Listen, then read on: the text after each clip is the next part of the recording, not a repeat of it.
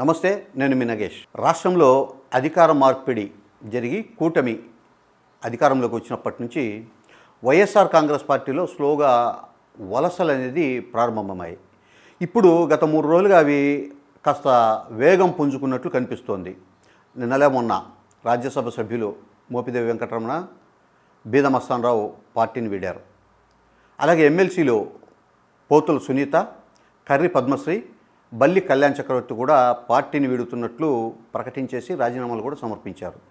అయితే ఈ పరిణామాల నేపథ్యంలో వైఎస్ జగన్మోహన్ రెడ్డి తీవ్రంగా భయపడుతున్నాడని, ఎమ్మెల్సీలను ఎంపీలను మీరు నన్ను వదిలి వెళ్ళిపోవద్దు ప్లీజ్ అంటూ బతిమలాడుతున్నారని ఒక పత్రికలో ఒక కథనం ప్రచురితమైంది.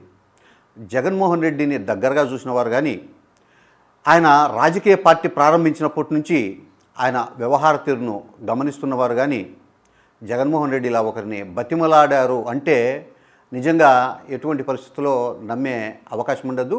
బేసిక్గా ఆయన క్యారెక్టర్ కూడా అది కాదు.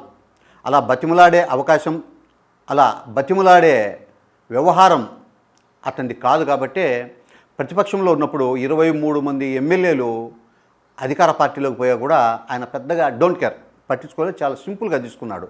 మరి అప్పట్లోనే ఇంతటి కుదుపు వస్తే పార్టీకి పెద్దగా పట్టించుకునే వ్యక్తి ఇప్పుడు ఎమ్మెల్సీలు పోతున్నారనో ఎంపీలు పోతున్నారనో పెద్ద వాళ్ళని బ్రతిమలాడుతారు, ఉండమని వేడుకుంటారనేది అది పెద్ద నమ్మదగిన విషయమైతే కాదు. ఇట్లా ఉంటే బల్లి కళ్యాణ్ చక్రవర్తి వాళ్ళ నాన్న బల్లి దుర్గా ప్రసాద్ను అసలు ఎవ్వరూ ఊహించని విధంగా 2019లో వైఎస్ జగన్మోహన్ రెడ్డి తెర మీదకి తెచ్చి ఎంపీని చేశారు. అప్పటికి బల్లి దుర్గాప్రసాద్ ఆల్మోస్ట్ తెరమరుగైన నాయకుడు.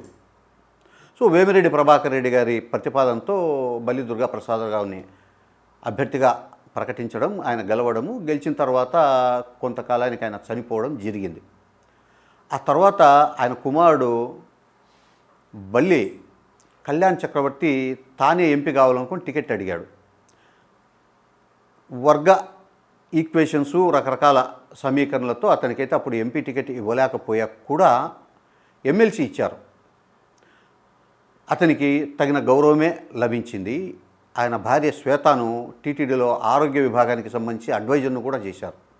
సో ఎన్నికలు ముగిసేంత వరకు వైఎస్ఆర్సీపీలో ఉండి జగన్మోహన్ రెడ్డి ముఖ్యమంత్రి కావడానికి తాను మళ్ళీ విపరీతంగా పోరాటం చేస్తానని చెప్పిన వ్యక్తి ఈరోజు అధికారం రాలేదు కాబట్టి పార్టీ మారుతున్నాడు. పార్టీ మారాలనుకోవడం అదేమి ఎవరి ఇష్టం వాళ్ళది. అయితే వెళ్ళేప్పుడు నాకు పార్టీలో గౌరవం లేదు, నన్ను గుర్తించాలని ఈ ఎమ్మెల్సీలు ఎంపీలు చెప్పడం అనేది ఇది ఒక సాకుగా మాత్రమే కనిపిస్తోంది. అలాగే కర్రి పద్మశ్రీ, ఈమె కాకినాడలో మత్స్యకార సామాజిక వర్గానికి చెందిన ఒక సాధారణ మహిళ. ఈమెని జగన్మోహన్ రెడ్డి ఒక్కసారిగా ఎలివేషన్లోకి తెచ్చి ఊహించని విధంగా ఎమ్మెల్సీ చేశారు.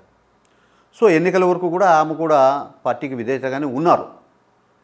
పార్టీ అధికారంలోకి రాకుండా కూటమి ప్రభుత్వం రావడంతో స్థానిక పరిస్థితుల కారణంగా నేను పార్టీ విడాల్సి వస్తుందనే ఒక కారణంతో ఆమె కూడా ఎమ్మెల్సీ పదవికి రాజీనామా చేశారు.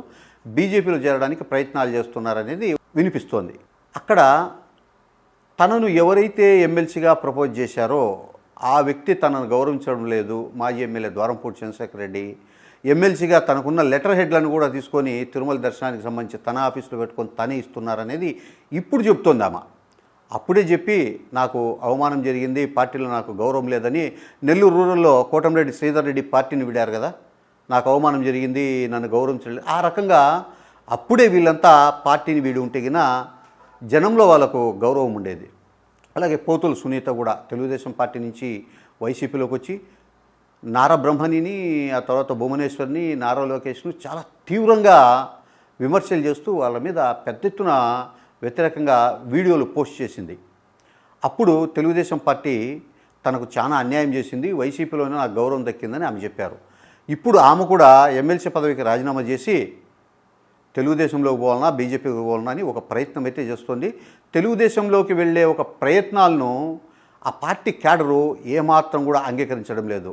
నిన్న పార్టీ క్యాడర్తో జరిగిండే ఒక టెలికాన్ఫరెన్స్లో చంద్రబాబు నాయుడు పోతుల సునీతను తెలుగుదేశం పార్టీలోకి తీసుకునే అంశం గురించి ఆ జిల్లా నాయకులతో చర్చించినప్పుడు ఏకగ్రీవంగా ముక్త కంఠంతో ఎవరూ కూడా ఆమెను పార్టీలోకి తీసుకోకూడదు అని చెప్పారట. అలా చెప్పారని ఈరోజు తెలుగుదేశం అనుకూల పత్రికలో ఒక కథనం వచ్చింది. ఇదే నిజమైతే పోతుల సునీత రాజకీయ భవిష్యత్తు అనేది కూడా ఒక ప్రశ్నార్థకంగా మారుతుంది. ఈ వ్యవహారాలని పరిశీలిస్తే రాబోయే రోజుల్లో మరింతమంది వైఎస్ఆర్ కాంగ్రెస్ పార్టీ నాయకులు, ప్రజాప్రతినిధులు పార్టీని అయితే వీడి పక్కకు పోయే అవకాశాలు కనిపిస్తున్నాయి. ఈ నేపథ్యంలో పార్టీని బతికించుకోవడానికి, పార్టీని మళ్ళా స్ట్రెంగ్తన్ చేసుకోవడానికి జగన్మోహన్ రెడ్డి ఏ రకమైన వ్యూహం అమలు చేస్తారు అనేది ఇప్పుడు ఆ పార్టీ క్యాడర్లో, లీడర్లో ఒక పెద్ద చర్చనీయాంశమైంది. వేమిరెడ్డి ప్రభాకర్ రెడ్డి లాంటి పెద్ద మనిషి పోయినప్పుడే అన్నా మీరు పార్టీలో ఉండండి నా కోసం ప్లీజ్ అని బతిమలాడలేని వ్యక్తి ఇప్పుడు వీళ్ళ కోసం బతిమలాడారంటే అది పెద్ద నమ్మదగిన విషయం కాదని వైసీపీ నాయకులు, క్యాడర్ అయితే గట్టిగా చెబుతున్నారు. రాబోయే రోజుల్లో రాష్ట్రంలో రాజకీయ పరిణామాలు ఏ రకంగా మలుపు తిరుగుతాయి, ఫారిన్కు వెళ్ళి వచ్చాక జగన్మోహన్ రెడ్డి పార్టీకి సంబంధించి ఒక కీలక నిర్ణయం తీసుకునే అవకాశం ఉందని కూడా పార్టీ వర్గాలు చెబుతున్నాయి. ఆయన బహుశా కీలక నిర్ణయం అంటే ఆయనకు జనంలోకి విస్తృతంగా వచ్చే అవకాశం ఉండొచ్చు అనేది వాళ్ళ అభిప్రాయం. ఈ రకమైన రాజకీయాల మధ్య ఆంధ్రప్రదేశ్లో రాజకీయ వాతావరణం ఏ రకంగా వేడెక్కబోతున్నది రాబోయే రోజుల్లో చూడాల్సి ఉంది. నమస్తే.